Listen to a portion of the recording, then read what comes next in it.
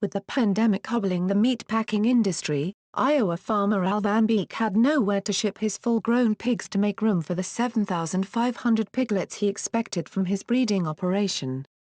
The crisis forced a decision that still troubles him. He ordered his employees to give injections to the pregnant sows, one by one, that would cause them to abort their baby pigs. Van Beek and other farmers say they have no choice but to cull livestock as they run short on space to house their animals or money to feed them, or both.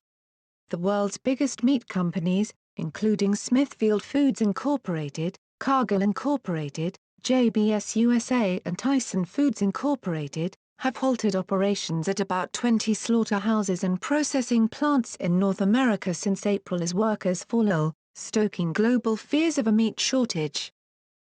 Van Beek's piglets are victims of a sprawling food industry crisis that began with the mass closure of restaurants, upending that sector's supply chain, overwhelming storage and forcing farmers and processors to destroy everything from milk to salad greens to animals.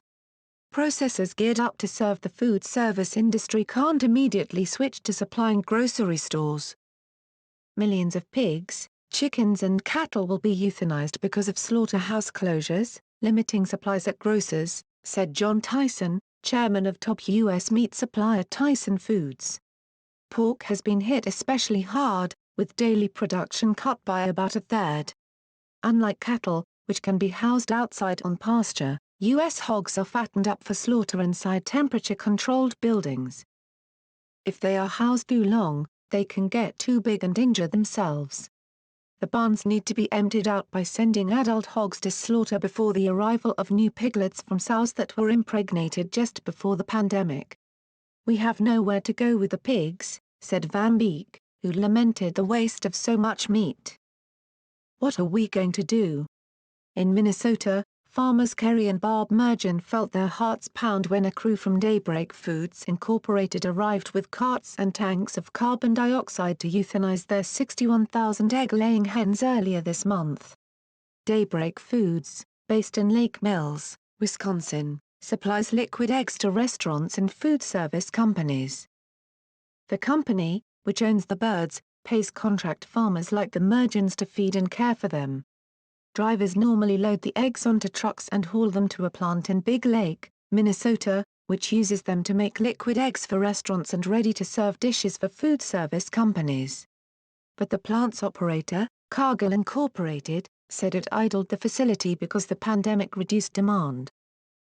Daybreak Foods, which has about 14.5 million hens with contractor-run or company-owned farms in the Midwest, is trying to switch gears and ship eggs to grocery stores, said Chief Executive Officer William Reham.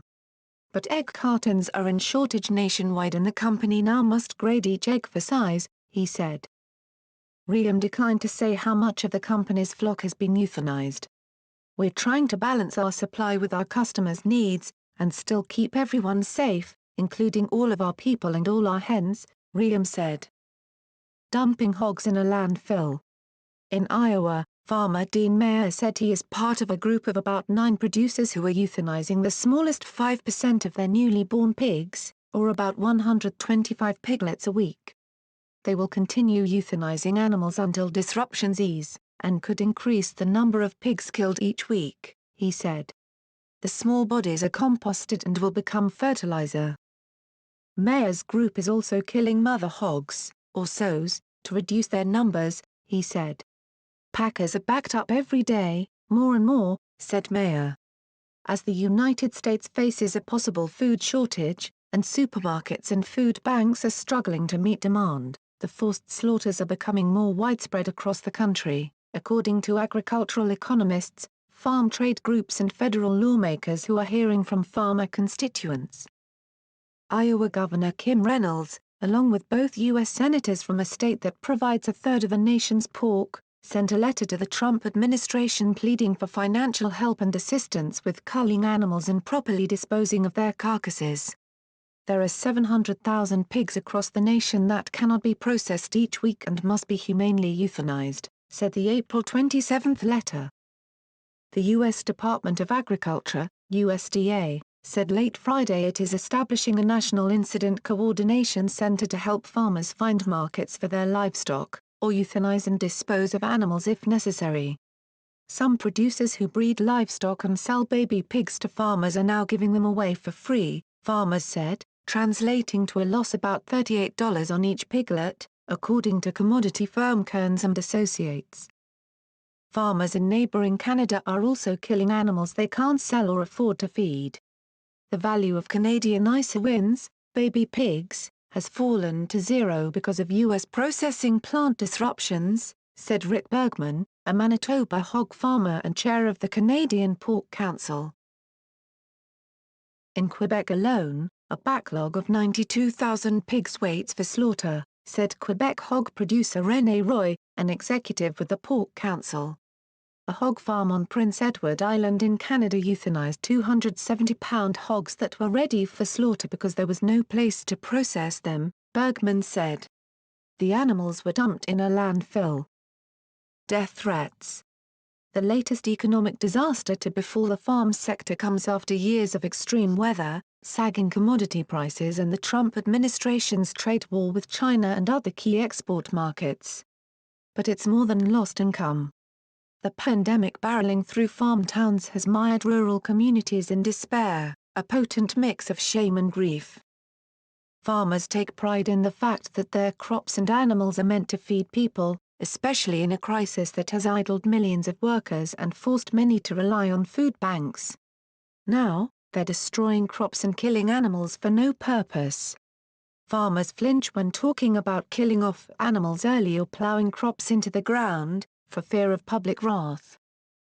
Two Wisconsin dairy farmers, forced to dump milk by their buyers, told Reuters they recently received anonymous death threats. They say, "How dare you throw away food when so many people are hungry?" said one farmer, speaking on condition of anonymity. "They don't know how farming works. This makes me sick too." Even as livestock and crop prices plummet, prices for meat and eggs at grocery stores are up. The average retail price of eggs was up nearly 40% for the week ended April 18, compared to a year earlier, according to Nielsen data.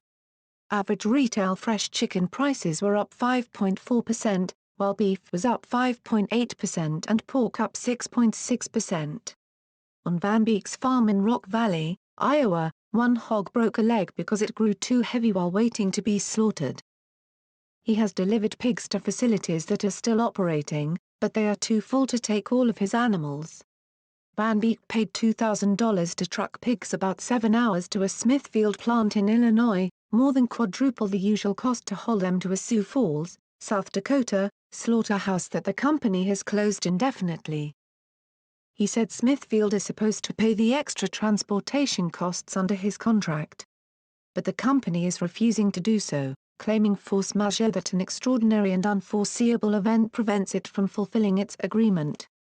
Smithfield, the world's largest pork processor, declined to comment on whether it has refused to make contracted payments. It said the company is working with suppliers to navigate these challenging and unprecedented times. Hog farmers nationwide will lose an estimated $5 billion, or $37 per head, for the rest of the year due to pandemic disruptions, according to the industry group National Pork Producers Council. A recently announced $19 billion U.S. government coronavirus aid package for farmers will not pay for livestock that are culled, according to the American Farm Bureau Federation, the nation's largest farmer trade group.